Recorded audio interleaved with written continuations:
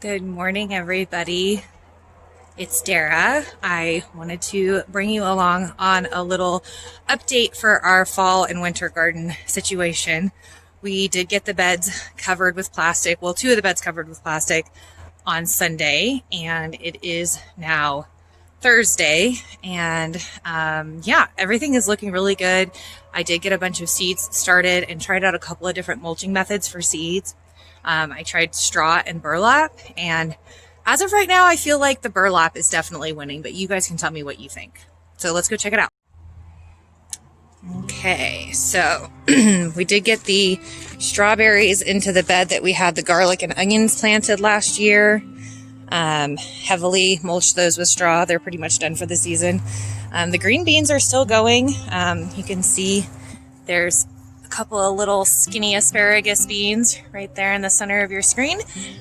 So that's great. We did end up cutting back the vines that the squash were growing on, but I noticed they had a lot of new green growth. So we're just going to let them keep going until the winter takes them out. I always like to still have something green going. Transplanted this marigold from the main bed. Here is our pepper bed. Nice big pepper there to pick off of that plant. This guy had his arm amputated, but that's okay. I actually think I am going to try something I've never tried before this year. I think I'm actually going to try to overwinter my peppers. I've never even heard of this idea before this year, and now it seems like every day some channel has put out another video about talking about bringing in peppers for the winter, that peppers actually are perennial plants. They're just grown as annuals in most climates because of the way that we grow them, and our ground freezes.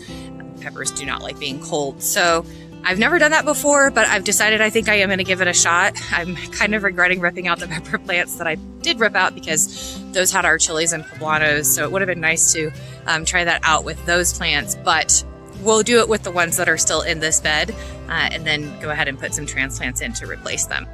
So you can see here the single hoop does have its plastic. It's all the way open right now. It's actually kind of resting on that hose holder. And so yeah, I've just been opening it up during the day and closing it during the night. We are getting down into the 40s at night. Couple of little transplants that I put in back there. That kale seems to be doing well. Something's munching on it, but it's doing all right. I still need to cut back the rest of that sage. It looks like from this side I haven't cut it back at all, but if you come over from this side, you can see I did have to trim out that side so that we could get this new hoop in place. And our main bed over here, we still have lots of things in it. I did put down, there's probably about 1 inch to 1.5 inches of straw across here. I tried straw a couple years ago and I didn't really love it as a mulch, but I still had a whole trash can of it. So instead of hunting down more wood mulch, I decided let's just put this in here for the winter. But you can see we still have a couple of tomatoes coming on and ripening fruit. Marigolds are setting new blooms again. We did have some squash come on, but it looks like they did not get pollinated. I'm having a really hard time this year with getting squash pollinated. I know that you can hand pollinate them, but I come out and I check them in the morning and the flowers are never open that I can catch them. So if you guys have any tips on that, I would love to hear it because I really want to try hand pollinating them next year. But I don't know, it's really bizarre. I mean, I feel like I'm out in the garden at least 3-4 times a day just checking on things, and I never catch those flowers open. I catch the male flowers open, but not the female flowers open, and that's the one that actually produces the fruit. So this is the bed that's going to get the double hoop on it. Right now you can see we just put in some extra pieces of leftover PVC from making the hoops to hold up some plastic. We had freezing temperatures Sunday night, so we came out and covered everything up. If you follow me on Instagram, you probably saw those pictures of everything tucked in for the night. But this chard I transplanted at the beginning of the season, and now it's really taking off and doing well. I did transplant this little kale from another area in the bed. It was kind of leaning over the edge of the bed, getting hit by the plastic and the garden hose and all kinds of things. So took care of that. Interestingly enough, those were kale plants, but we had some caterpillars. I didn't catch them fast enough, so they trimmed them all the way down. I am going to leave those in the ground because they are actually starting to produce new flowers. That's another thing about kale plants and all kinds of greens.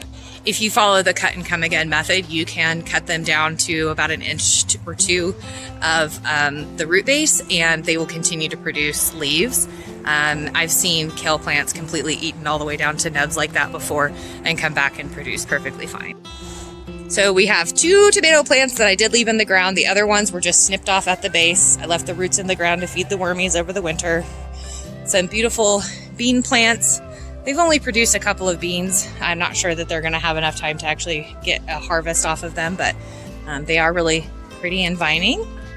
And over here, you can see from that kale plant, there's a little chard in front of it. There's a couple of beets that I did leave in the ground. They didn't have fully mature roots, but I went ahead and mulched that in well. Do still have some lettuces growing in here. And this is our long bed. It's about 16 feet long. Not about, it is 16 feet long. And we just reused the hoops from the other beds that we decided to convert into lower tunnels.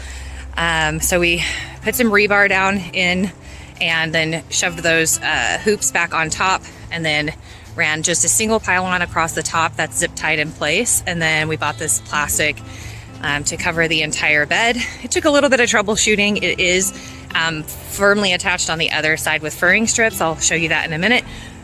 So it'll only be able to be opened from this side. So I'm still kind of troubleshooting that a little bit. Right now it's just kind of propped up. And then I used these little clips here to hold that plastic into place. But I wanted to show you guys, Connor and I came out and planted some seeds last Monday. I will check myself on that, but I believe it was last Monday. And we have lots of little baby radishes coming up, and possibly some spinach and some other greens. These are the kale and chard and other winter greens that I had transplanted. They were doing very poorly, and it looks like they're a lot happier in their new home. These were some other lettuce plants that I picked up from the pots in the front and transplanted them.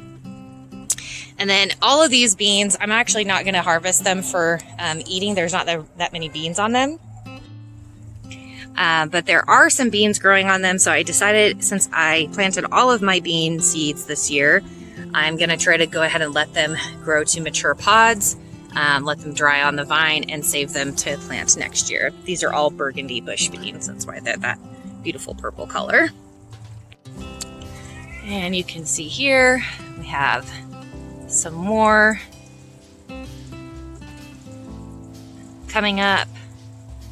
There is bok choy and radish in here. Some more mustard growing back there. One more little, but I think this is probably the best example. So these seedlings back here were all under burlap, and I got really good germination, lots of seedlings coming up. Over here, I put in some transplants again that were not doing very well, but I went ahead and stuck them in, and then I just went ahead and put down seed in between them. And you can see there are some seeds coming up, but definitely not the same level of germination as I got in the other ones. There's a whole bunch of spinach that's coming up.